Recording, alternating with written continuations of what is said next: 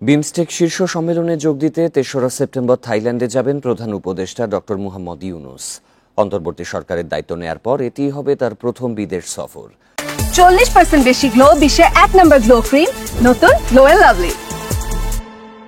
সম্মেলনে অংশ নেয়ার পাশাপাশি সাইডলাইনে কয়েকটি সদস্য দেশের সরকার প্রধানের সঙ্গেও বৈঠক করবেন ডক্টর ইউনূস। আগামী 2 থেকে 4 সেপ্টেম্বর পর্যন্ত থাইল্যান্ডের ব্যাংককে বসছে দক্ষিণ ও দক্ষিণ পূর্ব এশিয়ার আঞ্চলিক জোট বিমস্টেকের ৬ষ্ঠ শীর্ষ সম্মেলন। 3 দিনের রাষ্ট্রীয় সফরে আগামী 4 সেপ্টেম্বর বাংলাদেশের সরকার প্রধান হিসেবে ভাষণ দেবেন ডক্টর মুহাম্মদ ইউনূস। এই সম্মেলনে ভারতের প্রধানমন্ত্রী নরেন্দ্র মোদী সহ বিমস্টেকের সদস্য রাষ্ট্রের সরকার প্রধানরাও যোগ দেবেন। থাইল্যান্ডের পর বিমস্টেকের সভাপতি হিসেবে দায়িত্ব নেবে বাংলাদেশ এবং জোটের পরবর্তী শীর্ষ সম্মেলন হবে ঢাকায়।